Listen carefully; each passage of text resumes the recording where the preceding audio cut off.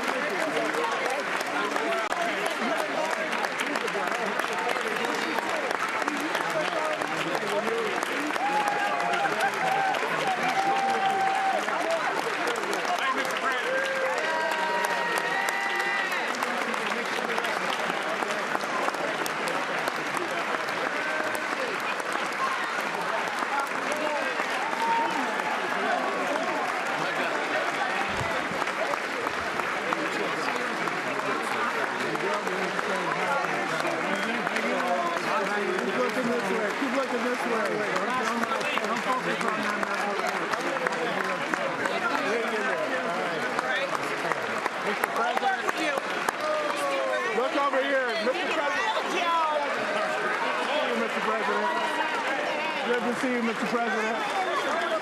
This is about you. This is about the soul of the nation. Good to see you. Soul of the nation. Soul of the nation. Look, you see Barbara. You see Barbara Lee right here.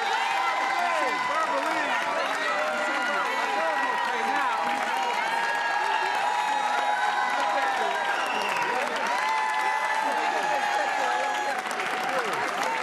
Bless you, sir.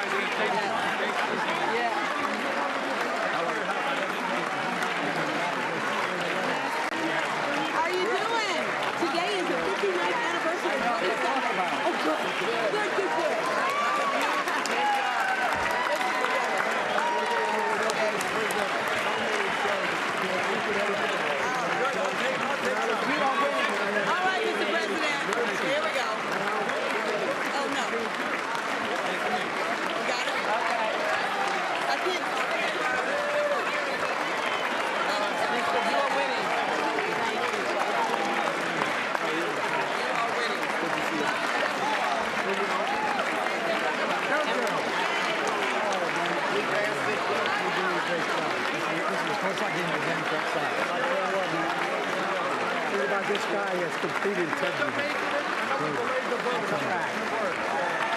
All right. Thank you for everything. We got to get a good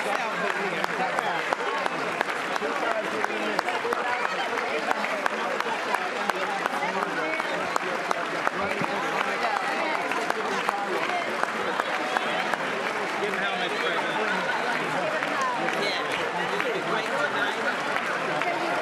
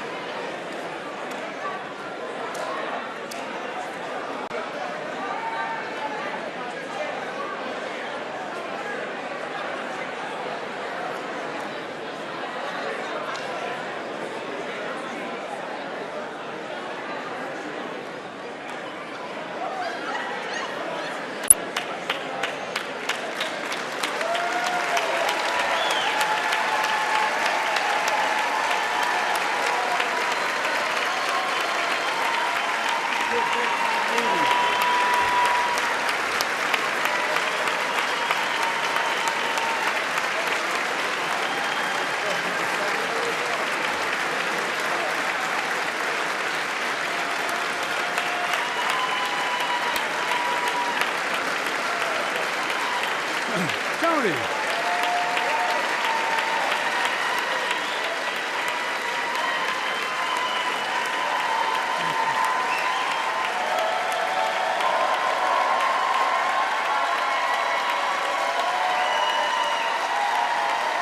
Thank you.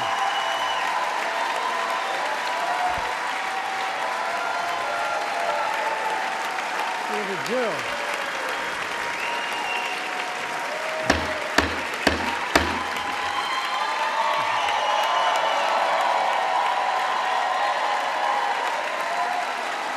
Good evening.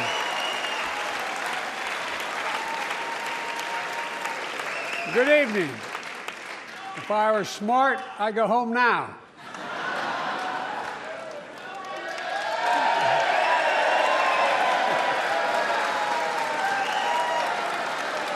Mr. Speaker, Madam Vice President, members of Congress, my fellow Americans, in January 1941, Franklin Roosevelt came to this chamber to speak to the nation, and he said, "I address you at a moment unprecedented in the history of the Union.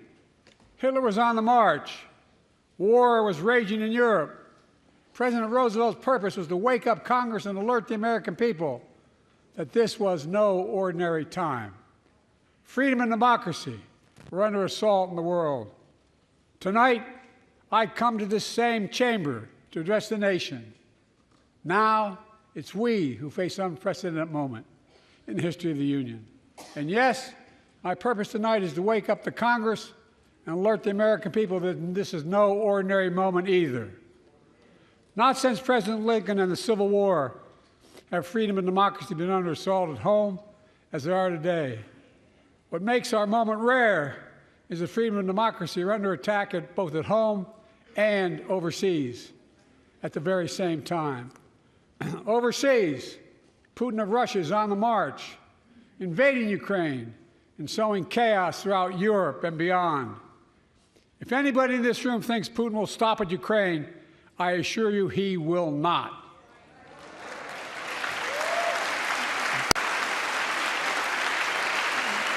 But Ukraine can stop Putin. Ukraine can stop Putin if we stand with Ukraine and provide the weapons that needs to defend itself.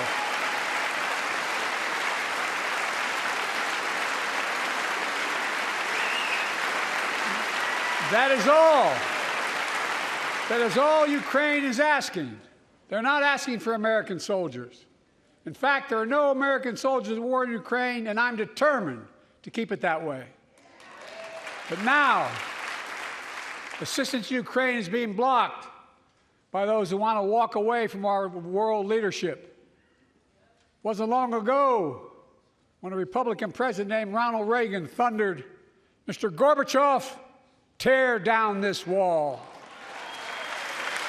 Now,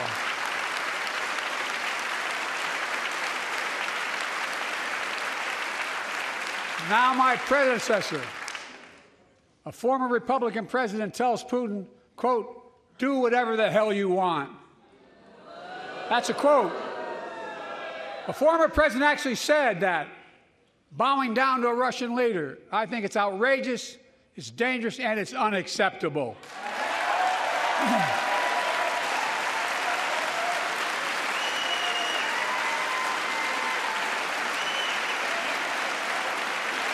America is a founding member of NATO, the military alliance of democratic nations created after World War II to prevent war and keep the peace.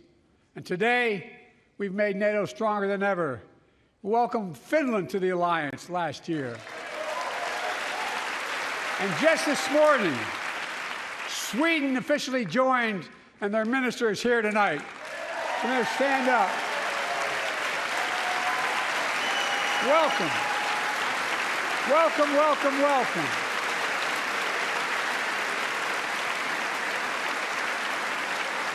And they know how to fight. Mr. Prime Minister, welcome to NATO, the strongest military alliance the world has ever seen. I say this to Congress, we have to stand up to Putin. Send me a bipartisan national security bill. History is literally watching. History is watching. If the United States walks away, it will put Ukraine at risk. Europe is at risk. The free world will be at risk, emboldening others to do what they wish to do us harm. My message to President Putin, who I've known for a long time, is simple. We will not walk away.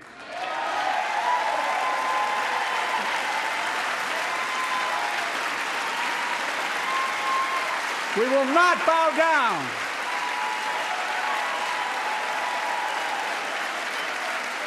I will not bow down. In a literal sense, history is watching. History is watching. Just like history watched 3 years ago on January 6th, when insurrectionists stormed this very Capitol and placed a dagger to the throat of American democracy. Many of you were here on that darkest of days. We all saw with our own eyes the insurrectionists were not patriots. They'd come to stop the peaceful transfer of power, to overturn the will of the people. January 6th lies about the 2020 election and the plots to steal the election posed a gravest threat to U.S. democracy since the Civil War. But they failed. America stood.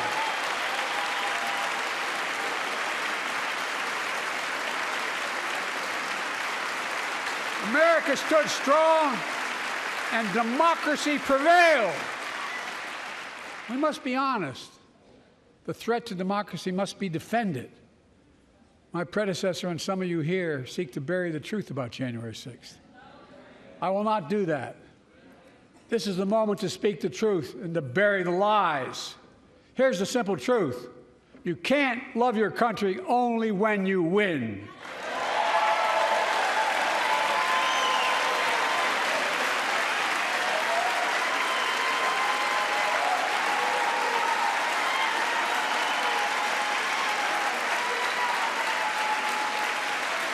As I've done ever since being elected to office, I ask all of you, without regard to party, to join together and defend democracy.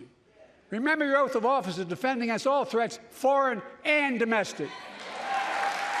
Respect free and fair elections, restore trust in our institutions, and make clear political violence has absolutely no place in America, zero place. Again, it's not hyperbole to suggest history is watching. We're watching. Your children and grandchildren will read about this day and what we do. History is watching another assault on freedom. Joining us tonight is Latoya Beasley, a social worker from Birmingham, Alabama. 14 months ago, she and her husband welcomed a baby girl thanks to the miracle of IVF. She scheduled treatments to have that second child, but the Alabama Supreme Court shut down IVF treatments across the state, unleashed by a Supreme Court decision overturning Roe v. Wade. She was told her dream would have to wait. What her family had got through should never have happened. Unless Congress acts, it could happen again. So tonight, let's stand up for families like hers. To my friends across the aisle, don't keep this waiting any longer. Guarantee the right to AVF. Guarantee it nationwide.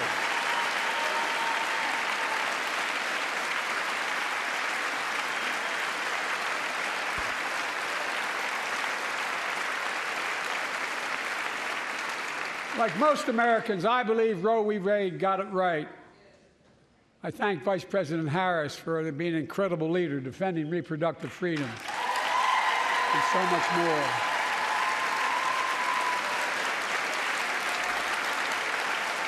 Thank you. My predecessor came to office determined to see Roe v. Wade overturned. He's the reason it was overturned, and he brags about it. Look at the chaos that has resulted.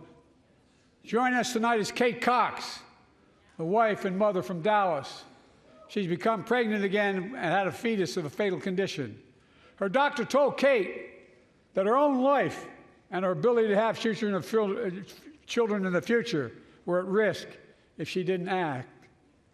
Because Texas law banned her ability to act, Kate and her husband had to leave the state to get what she needed.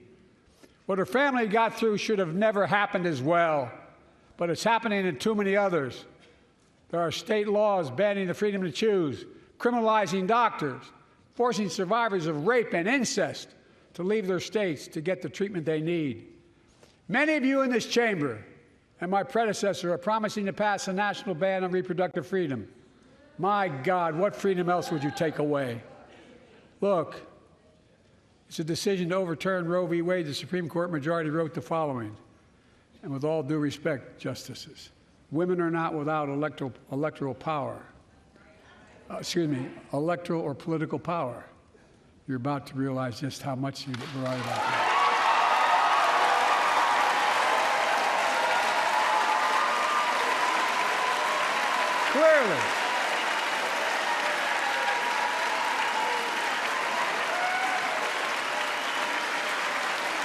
Clearly,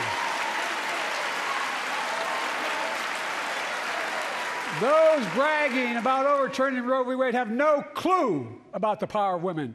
But they found out when reproductive freedom was on the ballot. We won in 2022 and 2020, and we'll win again in 2024.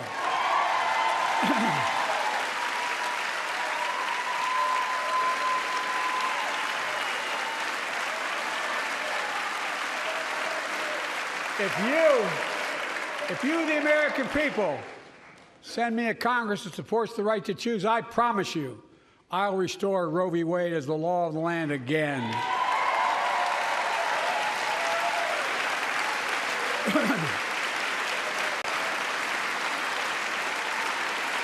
Folks,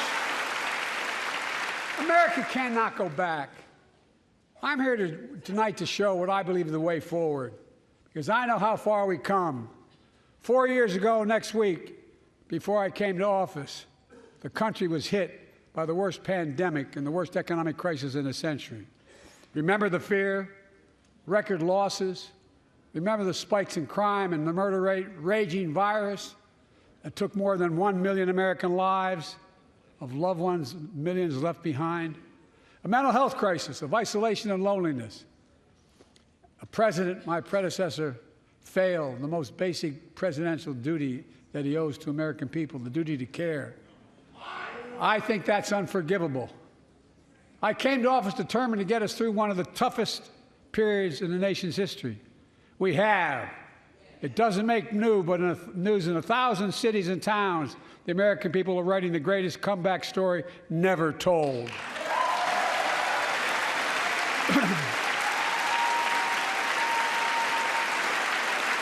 So let's tell the story here. Tell it here and now. America's comeback is building the future of American possibilities, building an economy from the middle out and the bottom up, not the top down, investing in all America, in all Americans, to make sure everyone has a fair shot, and we leave no one behind. The pandemic no longer controls our lives. The vaccines that saved us from COVID are now being used to beat cancer, turning setback into comeback. That's what America does. That's what America does.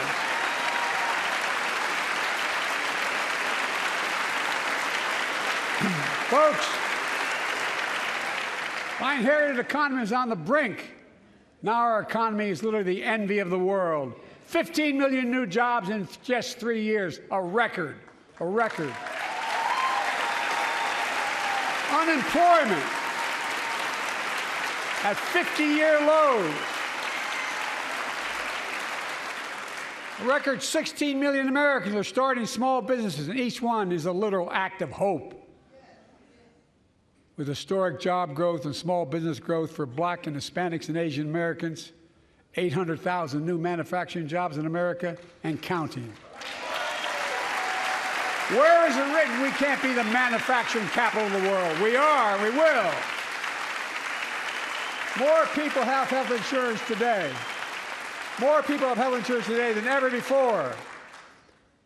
The racial wealth gap is as small as it's been in 20 years. Wages keep going up. Inflation keeps coming down. Inflation has dropped from 9% to 3%, the lowest in the world, and tending lower.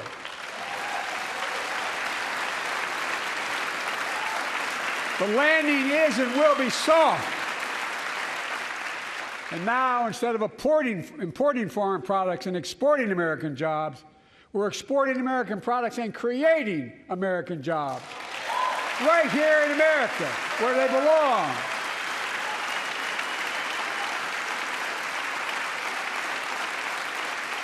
And it takes time, but the American people are beginning to feel it.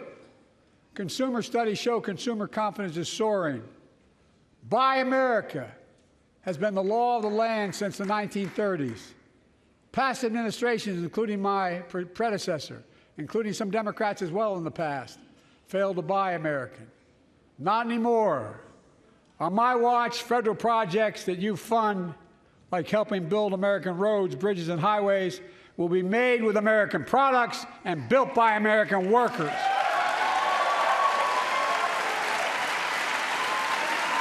Creating good-paying American jobs.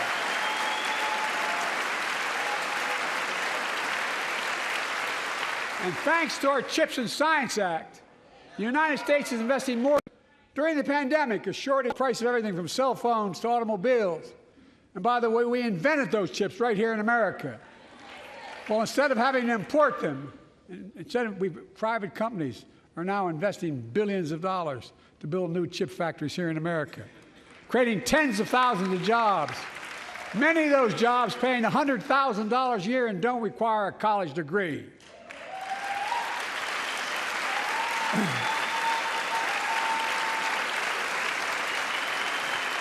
In fact, my policies have attracted $650 billion in private sector investment in clean energy, advanced manufacturing, creating tens of thousands of jobs here in America.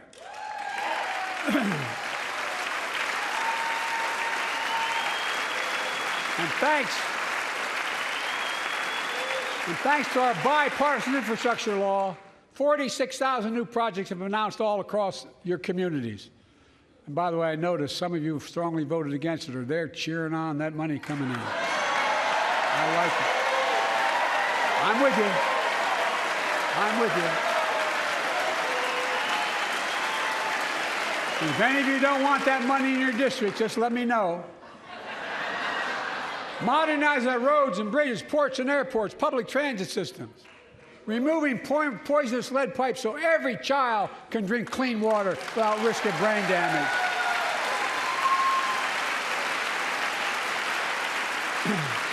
Providing affordable high-speed internet for every American, no matter where you live, urban, suburban, or rural communities, in red states and blue states. Record investments in tribal communities. Because of my investment in family farms, because I invested in family farms led by my Secretary of Agriculture, who knows more about this than anybody I know, we're better able to stay in the family for those farms and their children and grandchildren won't have to leave home to make a living. It's transformative. The great comeback story is Belvedere, Illinois, home to an auto plant for nearly 60 years.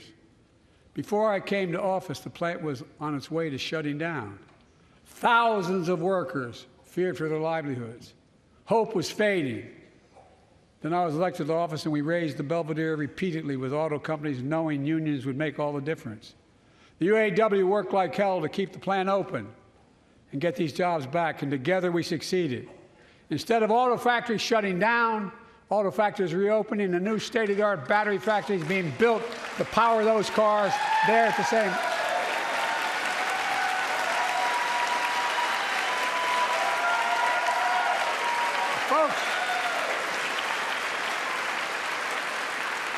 The folks at Belvedere, I say, instead of your town being left behind, your community is moving forward again. Because instead of watching auto jobs of the future go overseas, 4,000 union jobs with higher wages are building the future in Belvedere right here in America.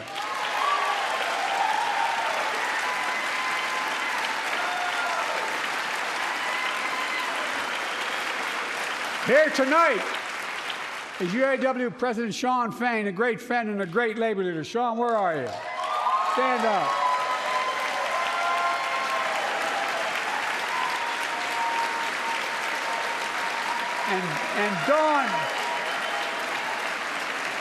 And Dawn Sims, a third-generation worker, UAW worker at Belvedere. Shawn, I was proud to be the first president to stand on the picket line, and today, Dawn has a good job in her hometown, providing stability for her family and pride and dignity as well. Showing once again, Wall Street didn't build America. They're not bad guys. They didn't build it, though. The middle class built the country, and unions built the middle class.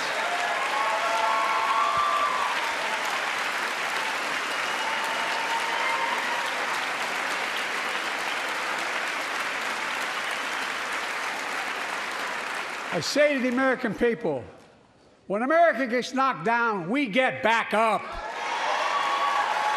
We keep going. That's America.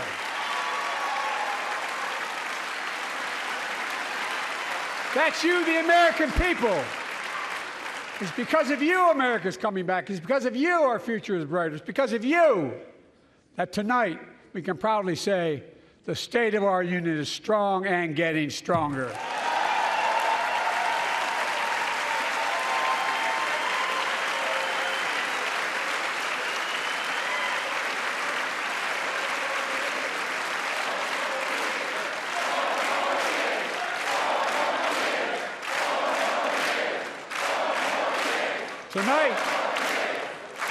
Tonight, I want to talk about the future of possibilities that we can build together. A future where the days of trickle-down economics are over and the wealthy and the biggest corporations no longer get all the tax breaks. And by the way, I understand corporations. I come from a state that has more corporations invested than every one of your states in the United States combined. And I represented it for 36 years. I'm not anti-corporation, but I grew up in a home where trickle-down economics didn't put much on my dad's kitchen table. That's why I determined to turn things around so middle class does well. When they do well, the poor go way up and the wealthy still do very well. We all do well. And there's more to do to make sure you're feeling the benefits of all we're doing. Americans pay more for prescription drugs than anywhere in the world. It's wrong, and I'm ending it.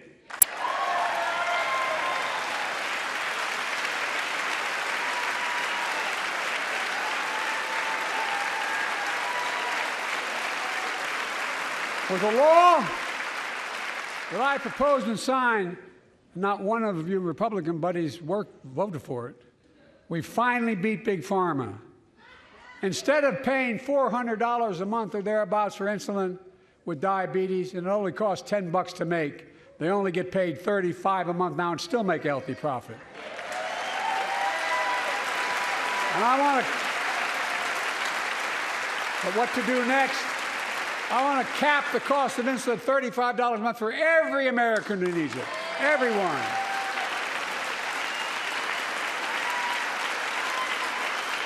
For years, people have talked about it, but finally we got it done and gave Medicare the power to negotiate lower prices on prescription drugs, just like the VA is able to do for veterans.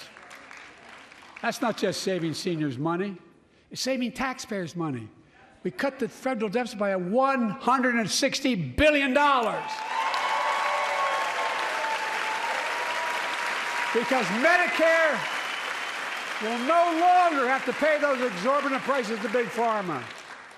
This year, Medicare is negotiating lower prices for some of the costliest drugs on the market to treat everything from heart disease to arthritis. It's now time to go further and give Medicare the power to negotiate lower prices for 500 different drugs over the next decade. They're making a lot of money, guys. And they'll still be extremely profitable.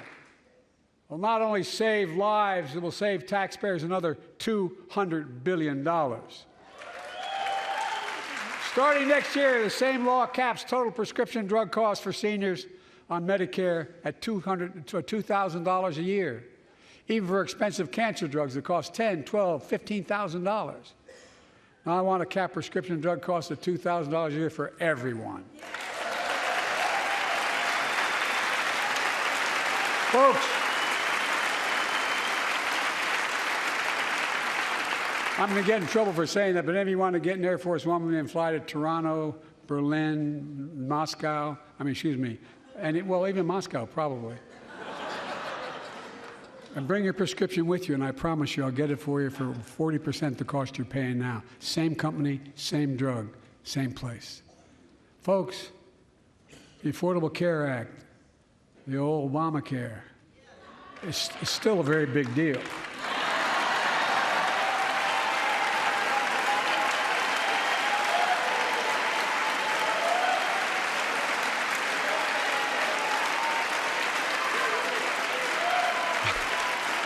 Over 100 million of you can no longer be denied health insurance because of pre-existing condition. Well, my predecessor and many in this chamber want to take this prescription drug away by repealing the Affordable Care Act. I'm not going to let that happen. We stopped you 50 times before, and we'll stop you again. In fact, I'm not only protecting it, I'm expanding it.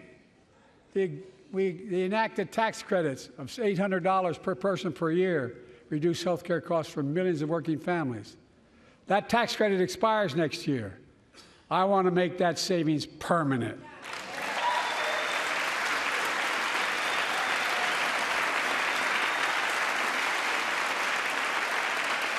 To state the obvious, women are more than half our population. But research on women's health has always been underfunded. That's why we're launching the first ever White House initiative on women's health research, led by Jill, doing an incredible job as First Lady.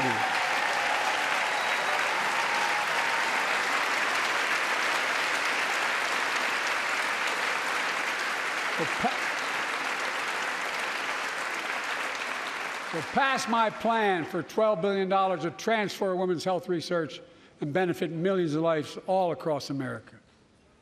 I know the cost of housing is so important to you. If inflation keeps coming down, mortgage rates will come down as well, and the Fed acknowledges that.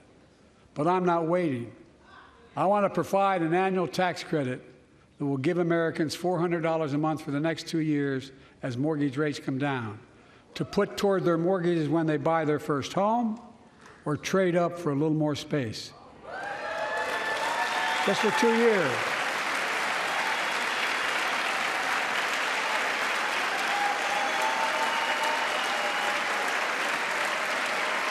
And my administration is also eliminating title insurance on federally backed mortgages. When you refinance your home, you can save $1,000 or more as a consequence. For millions of renters, we're cracking down on big landlords who use antitrust law, who break antitrust laws by price fixing and driving up rents. We've cut red tape so builders can get federally financing, which is already helping build a record 1.7 million new housing units nationwide. Now pass and build and renovate 2 million affordable homes and bring those rents down.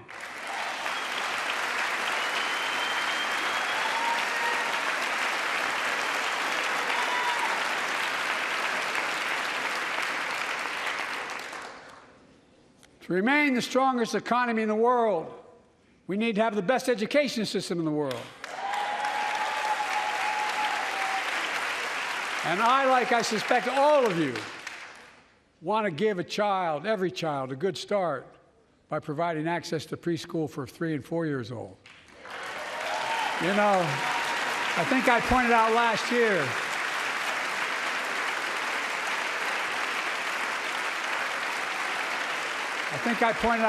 year, that children coming from broken homes where there's no books, they're not read to, not spoken to very often, start school, kindergarten, or first grade, having heard 1 million fewer words spoken. Well, studies show that children who go to preschool are nearly 50% more likely to finish high school, go on to earn a 2- and 4-year degree, no matter what their background is.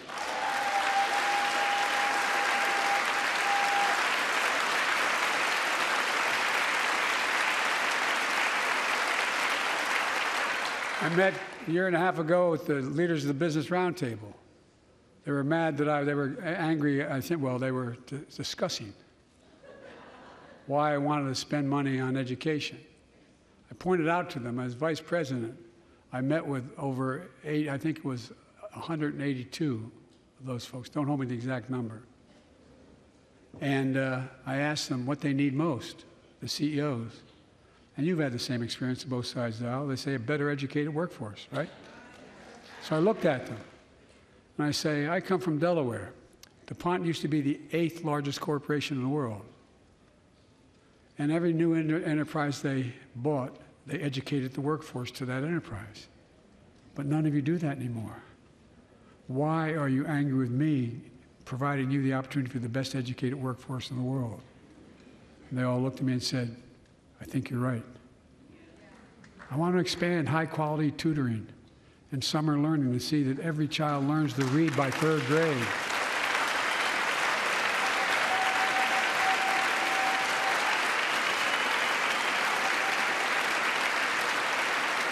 I'm also connecting local businesses and high schools so students get hands-on experience and a path to a good-paying job, whether or not they go to college. And I want to make sure the college is more affordable. Let's continue increasing the Pell Grants to working and middle-class families and increase record investments in HBCUs and minority-serving institutions, including Hispanic institutions.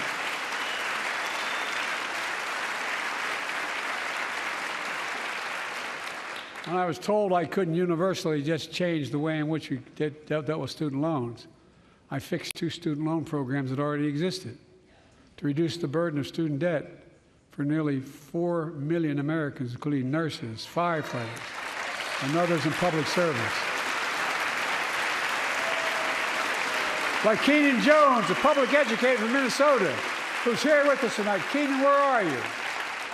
Keenan, thank you. He's educated hundreds of students so they can go to college. Now he's able to help, after debt forgiveness, get his own daughter to college.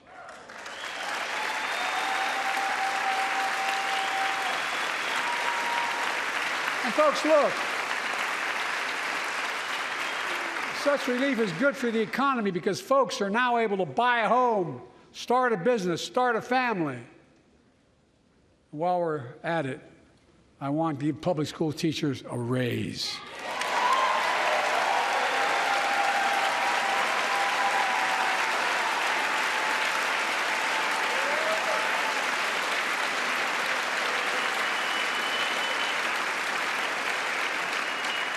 And by the way, the first couple of years, we cut the deficit.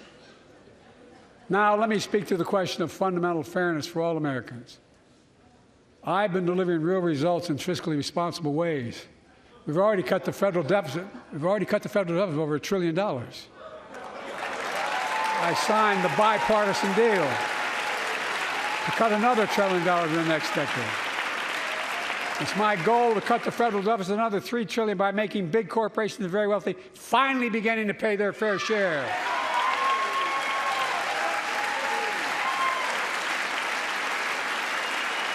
Look, I'm a capitalist. If you want to make or can make $1 million or millions of bucks, that's great. Just pay your fair share in taxes. A fair tax code is how we invest things to make this country great. Healthcare, education, defense, and so much more. But here's the deal. The last administration enacted a $2 trillion tax cut, overwhelmingly benefit the top 1%, the very wealthy and the biggest corporations, and exploded the federal deficit. They added more to the national debt than any presidential term in American history. Check the numbers. Folks at home, does anybody really think the tax code is fair? No. Do you really think the wealthy and big corporations need another $2 trillion tax break? No. I sure don't. I'm going to keep fighting like hell to make it fair. Under my plan, nobody earning less than $400,000 a year will pay an additional penny in federal taxes. Nobody, not one penny. And they haven't yet.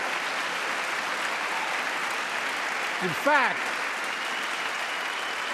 The child tax credit I passed during the pandemic cut taxes for millions of working families and cut child poverty in half. Restore that child tax credit. No child should go hungry in this country. The way to make the tax code fair is to make big corporations and the very wealthy begin to pay their fair share. Remember in 2020, 55 of the biggest companies in America made $40 billion and paid zero in federal income tax. Zero. Not anymore. Thanks to the law I wrote and we signed, big companies have to pay a minimum of 15%. But that's still less than working people pay in federal taxes. It's time to raise corporate minimum tax to at least 21%.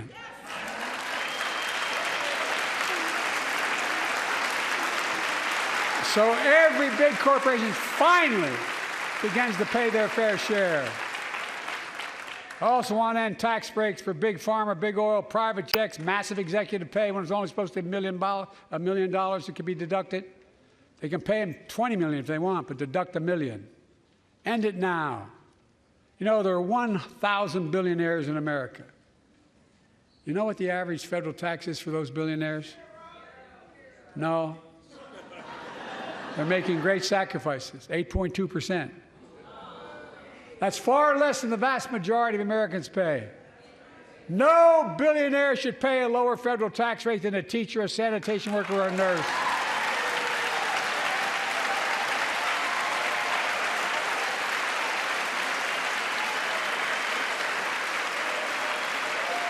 I propose a minimum tax for billionaires of 25%, just 25%. You know what that would raise? That would raise $500 billion over the next 10 years. And imagine what that could do for America. Imagine a future with affordable child care. Millions of families can get what they need to go to work to help grow the economy. Imagine a future with paid leave, because no one should have to choose between working and taking care of their sick family member. Imagine the future of home care and elder care, and people living with disabilities so they can stay in their homes and family caregivers can finally get the pay they deserve. Tonight, let's all agree once again to stand up for seniors. Many of my friends on the other side of the aisle want to put Social Security on the chopping block. If anyone here tries to cut Social Security, Medicare, or raise the retirement age, I will stop you.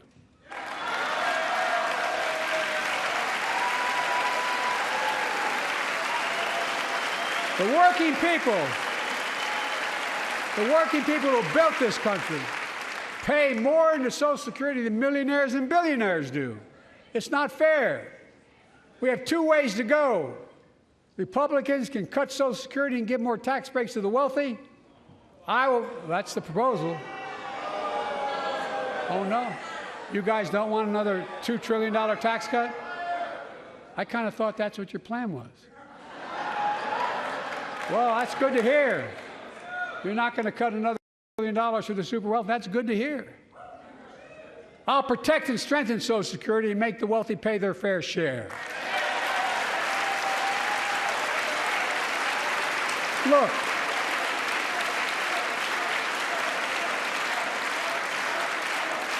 too many corporations raise prices to pad their profits, charging more and more for less and less. That's why we're cracking down on corporations that engage in price gouging and deceptive pricing, from food to health care to housing. In fact, the snack companies think you won't notice if they change the size of the bag and put a hell of a lot fewer, same size bag, put fewer chips in it. No, I'm not joking. It's called shrinkflation. Pass Bobby Casey's bill and stop this. I really mean it.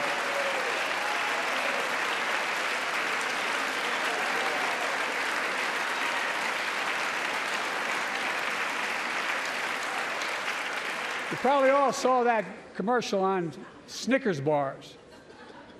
You get charged the same amount, and you got about, I don't know, 10% fewer Snickers in it. Look, I'm also getting rid of junk fees. Those hidden fees at the end of your bill that are there without your knowledge. My administration announced we're cutting credit card late fees from $32 to $8.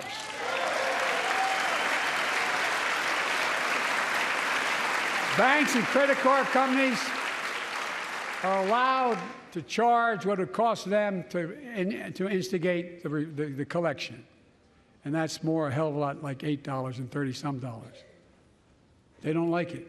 The credit card companies don't like it. But I'm saving American families $20 billion a year with all the junk fees I'm eliminating. Folks at home, that's why the banks are so mad. It's $20 billion in profit. I'm not stopping there. My administration has proposed rules to make cable, travel, utilities, and online ticket sellers tell you the total price up front so there are no surprises. It matters. It matters. And so does this. In November, my team began serious negotiation with a bipartisan group of senators. The result was a bipartisan bill with the toughest set of border security reforms we've ever seen. Oh, you don't think so? Oh, you don't like that bill, huh? That conservatives got together and said it was a good bill? I'll be darned. That's amazing.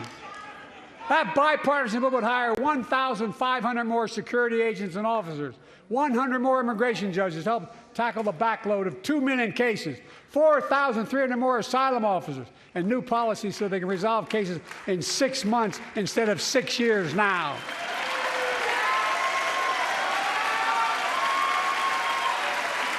What are you against? 100 more high-tech drug detection machines to significantly increase the ability to screen and stop vehicles smuggling fentanyl into America. That's killing thousands of children. This bill would save lives and bring order to the border. It will also give me and any new president new emergency authority to temporarily shut down the border when the number of migrants at the border is overwhelming. The Border Patrol Union has endorsed this bill. The Federal Chamber of Commerce is, yeah. You're saying low. Look at the facts.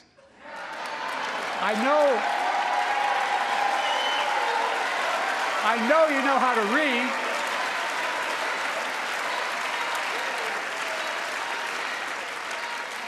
I believe that given the opportunity for a majority in the House and Senate would endorse the bill as well, a majority right now. But unfortunately, politics has derailed this bill so far. I'm told my predecessor called members of Congress in the Senate to demand they block the bill. He feels political win, he viewed it as a political win for me and a political loser for him. It's not about him, it's not about me. I'd be a winner, not really.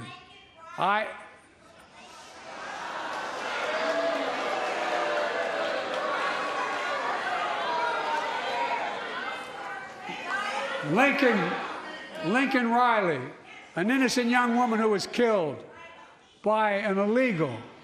That's right. But how many of thousands of people being killed by illegals? To her parents, I say, my heart goes out to you, having lost children myself. I understand.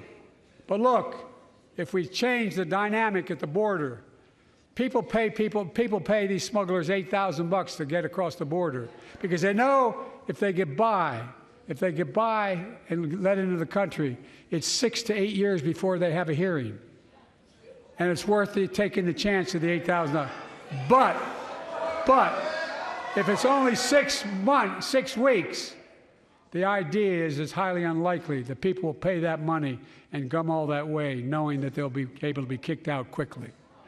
Folks, respectfully said, Republican friends owe it to the American people, get this bill done. We need to act now.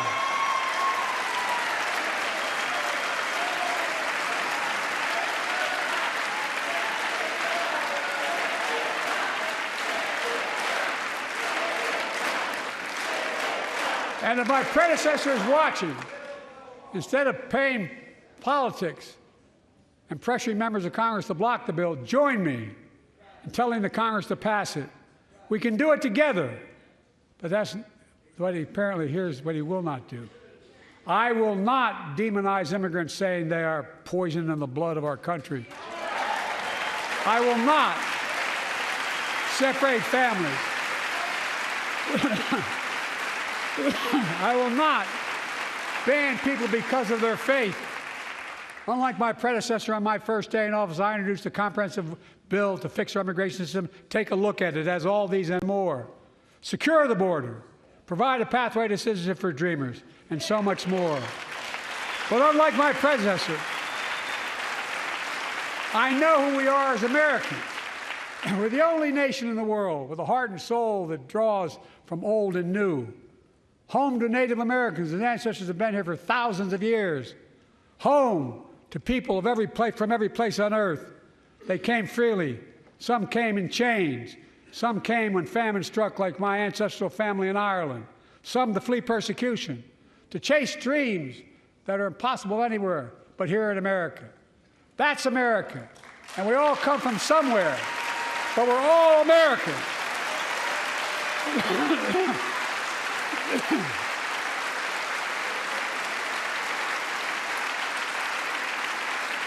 Look, folks, we have a simple choice. We can fight about fixing the border, or we can fix it. I'm ready to fix it. Send me the border bill now.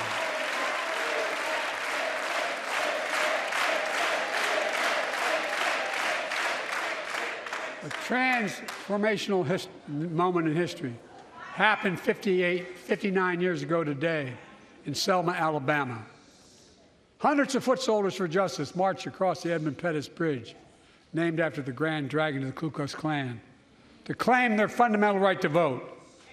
They were beaten, they were bloody, and left for dead. Our late friend and former colleague, John Lewis, was on that march. We miss him.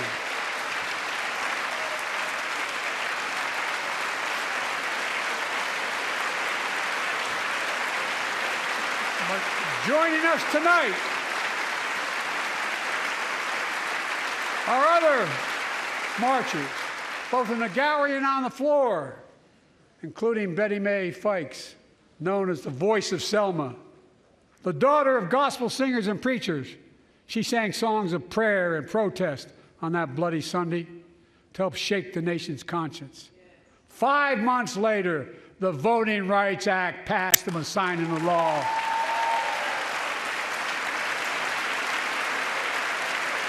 Thank you. Thank you, thank you, thank you.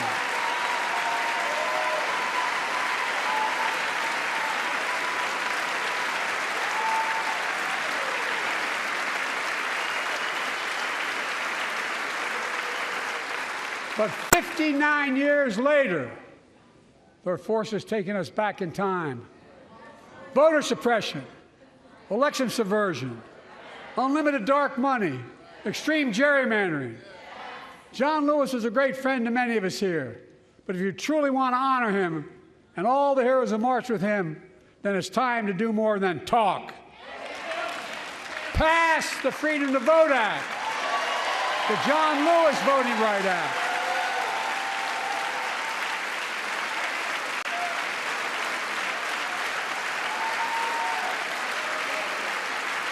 And stop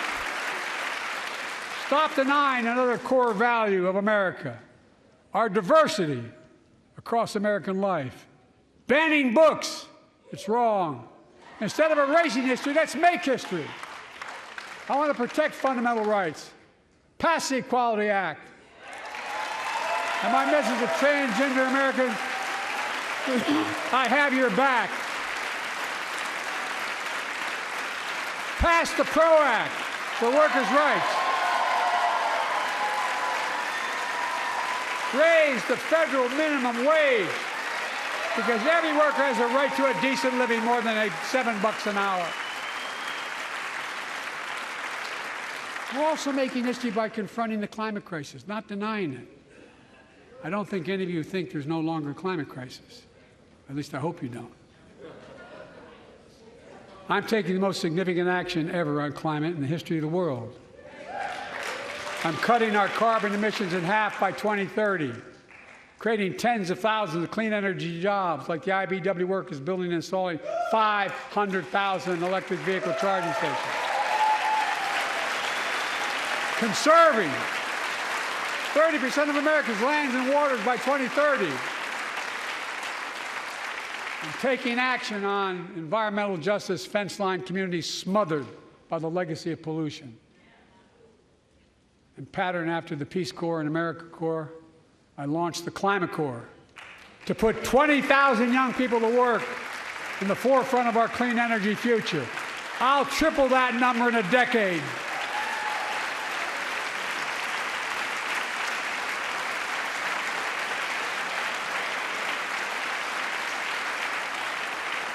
To state the obvious, all Americans deserve the freedom to be safe, and America is safer today than when I took office.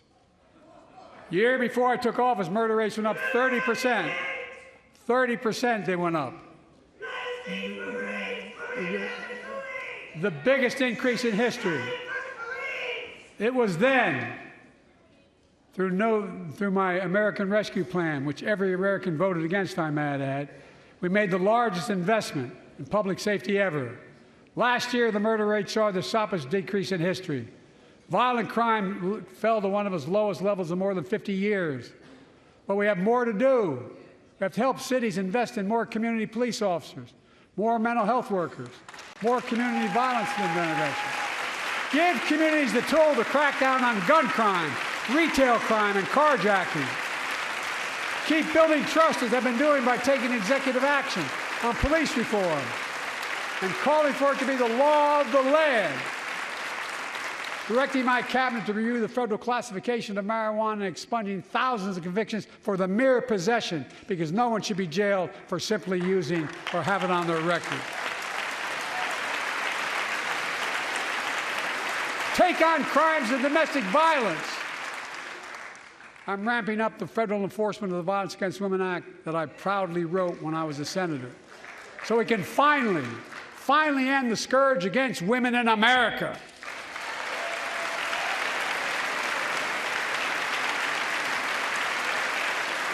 There are other kinds of violence I want to stop.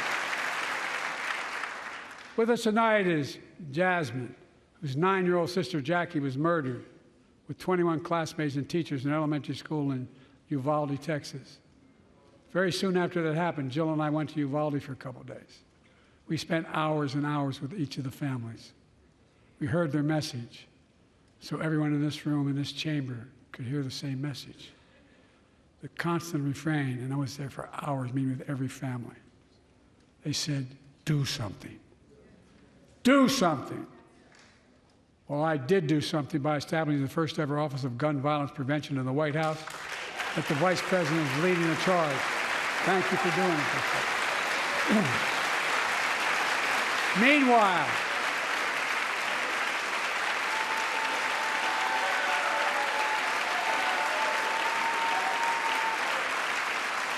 Meanwhile, my predecessor told the NRA he's proud he did nothing on guns when he was president. Oh. After another shooting in Iowa recently, he said, when asked what to do about it, he said, just get over it.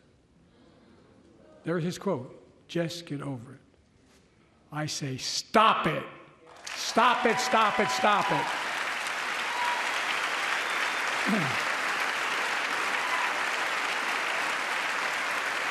I'm proud we beat the NRA when I signed the most significant gun safety law in nearly 30 years because of this Congress. We now must beat the NRA again. I'm demanding a ban on assault weapons and high-capacity magazines. Pass universal background checks. None of this. I taught the Second Amendment for 12 years. None of this violates the Second Amendment or vilifies responsible gun owners. You know, as we manage challenges at home, we're also managing crises abroad, including in the Middle East. I know the last 5 months have been gut-wrenching for so many people, for the Israeli people, for the Palestinian people, and so many here in America. This crisis began on October 7th, with a massacre by a terrorist group called Hamas, as you all know. 1,200 innocent people, women and girls, men and boys, slaughtered after enduring sexual violence. The deadliest day for the Jewish people since the Holocaust, and 250 hostages taken. Here in this chamber tonight are families whose loved ones are still being held by Hamas. I pledge to all the families that we will not rest until we bring every one of your loved ones home. We also we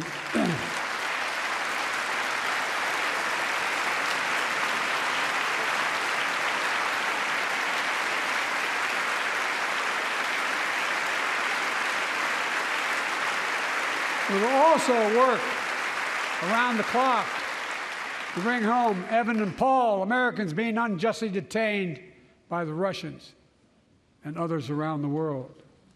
Israel has the right to go after Hamas. Hamas ended this conflict by releasing hostages, laying down arms, could end it by releasing the hostages, laying down arms, and surrendering those responsible for October 7th. But Israel has Israel has an added burden because Hamas hides and operates among the civilian population like cowards, under hospitals, daycare centers, and all the like. Israel also has a fundamental responsibility, though, to protect innocent civilians in Gaza.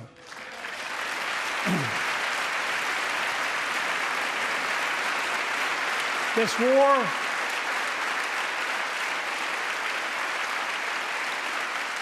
has taken a greater toll on innocent civilians than all previous wars in Gaza combined. More than 30,000 Palestinians have been killed, most of whom are not Hamas. Thousands and thousands of innocent women and children, girls and boys, also orphaned. Nearly 2 million more Palestinians under bombardment or displacement. Homes destroyed, neighborhoods in rubble, cities in ruin. Families without food, water, medicine. It's heartbreaking. I've been working nonstop to establish an immediate ceasefire that would last for 6 weeks to get all the prisoners released, all the hostages released, to get the hostages home and ease the intolerable and humanitarian crisis and build toward an enduring, something more enduring. The United States has been leading international efforts to get more humanitarian assistance to Gaza. Tonight, I'm directing the U.S. military to lead an emergency mission to establish a temporary pier in the Mediterranean on the coast of Gaza that can receive large shipments carrying food, water, medicine, and temporary shelters. No U.S. boots will be on the ground. A temporary pier will enable a massive increase in the amount of humanitarian assistance getting into Gaza every day.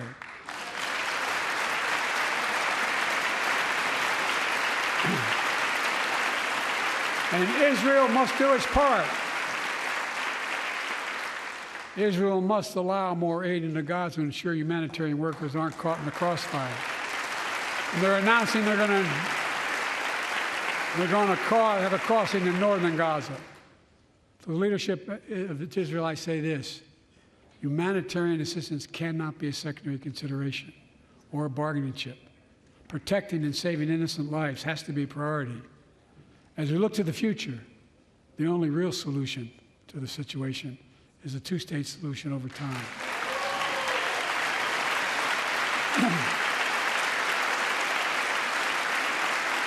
And I say this as a lifelong supporter of Israel.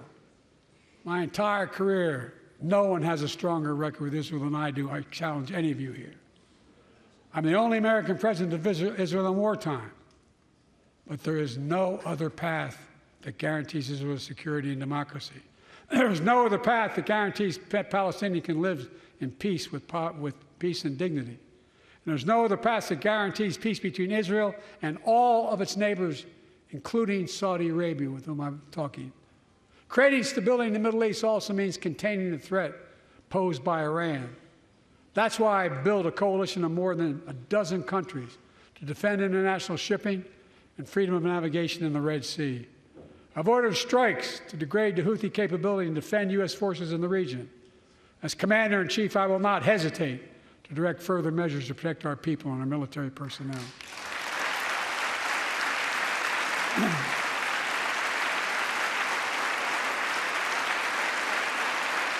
For years, I've heard many of my Republican and Democratic friends say that China is on the rise and America is falling behind. They've got it backwards. I've been saying it for over 4 years, even when I wasn't president. America's rising. We have the best economy in the world. And since I've come to office, our GDP is up, our trade deficit with China is down to the lowest point in over a decade. And we're standing up against China's unfair economic practices. We're standing up for peace and stability across the Taiwan Straits. I've revitalized our partnership and alliance in the Pacific. India, Australia, Japan, South Korea, the Pacific Islands. I've made sure that the most advanced American technologies can't be used in China, not allowing to trade them there. Frankly, for all this tough talk on China, it never occurred to my predecessor to do any of that. I want competition with China, not conflict. And we're in a stronger position to win the conflict of the 21st century against China than anyone else, for that matter, than any time as well.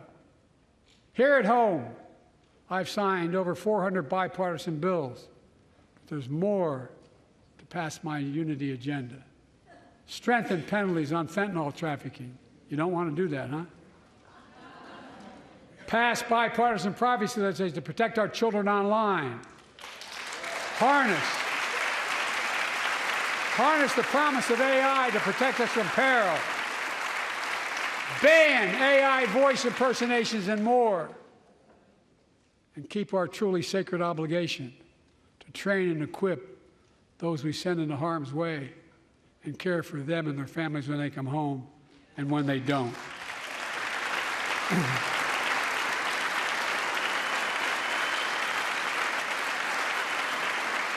That's why the song Support and Help of Dennis and the VA, I signed the PACT Act. One of the most significant laws ever, helping millions of veterans exposed to toxins who now are battling more than 100 different cancers. Many of them don't come home, but we owe them and their families support. We owe it to ourselves to keep supporting our new health research agency called ARPA-H. And remind us that we can do big things, like end cancer as we know it, and we will.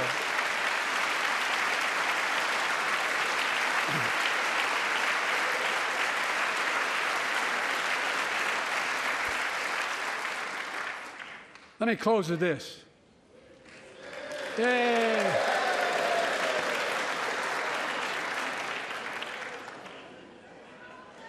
I know you don't want to hear any more, Lindsay, but I got to say a few more things.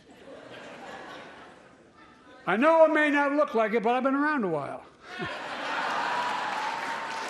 When you get to be my age, certain things become clearer than ever. I know the American story. Again and again, I've seen the contest between competing forces in the battle for the soul of our nation, between those who want to pull America back to the past and those who want to move America into the future.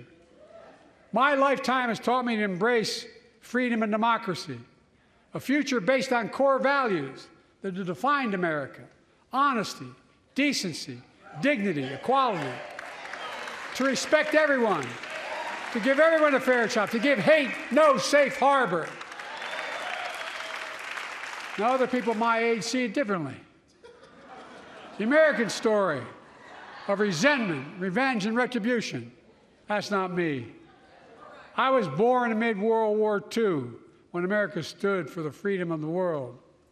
I grew up in Scranton, Pennsylvania, and Claymont, Delaware, among working-class people who built this country. I watched in horror as two of my heroes, like many of you did, Dr. King and Bobby Kennedy, were assassinated. And their legacies inspired me to pursue a career in service. I left the law firm and became a public defender because my city of Wilmington was the only city in America occupied by the National Guard after Dr. King was assassinated because of the riots. And I became a county councilman almost by accident.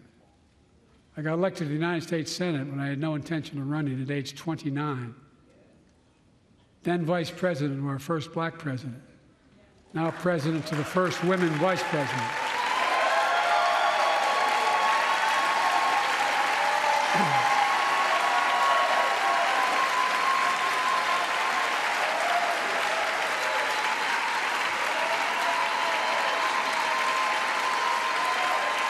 In my career, I've been told I was too young.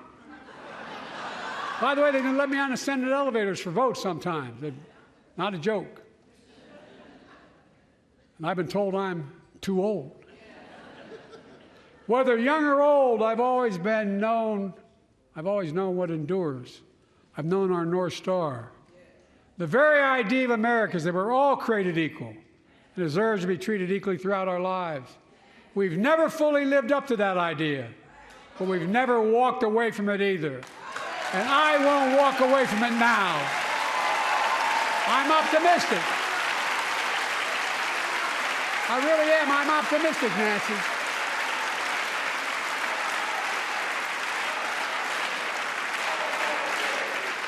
My fellow Americans, the issue facing our nation isn't how old we are, it's how old are our ideas. Hate, anger, revenge, retribution are the oldest of ideas. But you can't lead America with ancient ideas that only take us back. You lead America, the land of possibilities. You need a vision for the future and what can and should be done. Tonight you've heard mine. I see a future where defending democracy, you don't diminish it. I see a future where we restore the right to choose and protect our freedoms, not take them away. I see a future where the middle class finally has a fair shot and the wealthy have to pay their fair share in taxes. I see a future where we save the planet from the climate crisis and our country from gun violence. Above all, I see a future for all Americans. I see a country for all Americans. And I will always be president for all Americans because I believe in America. I believe in you, the American people. You're the reason we've never been more optimistic about our future than I am now. So let's build the future together. Let's remember who we are. We are the United States of America. And there is nothing beyond our capacity when we act together. God bless you all, and may God protect our troops. Thank you, thank you, thank you.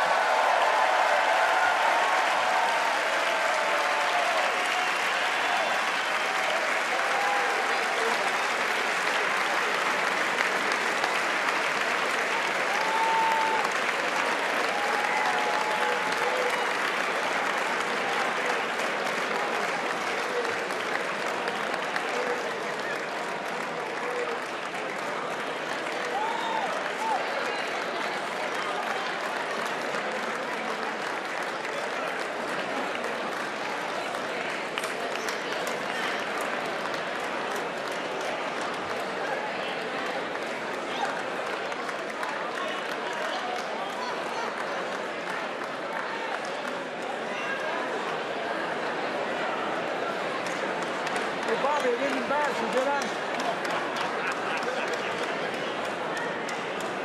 Mr. President, Stuart was working there.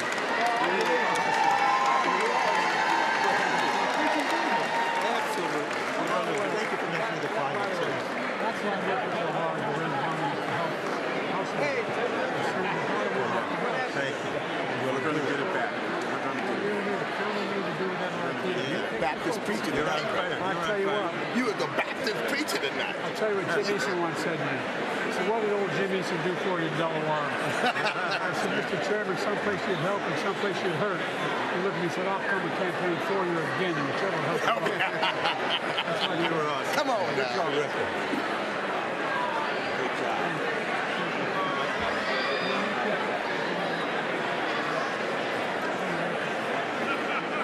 Good job. Great job. Great job. Be lively. That was a sermon tonight. Thank you. Well, hell, very nice. Good to see you. Thank you. Great job. Thank you. You knocked it out of the park. Great work. Scranton, so well. You know, there's no T in Scranton. Scranton.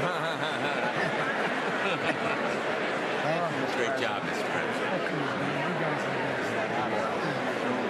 We're gonna get that halftime. Get out the way so y'all can get in there.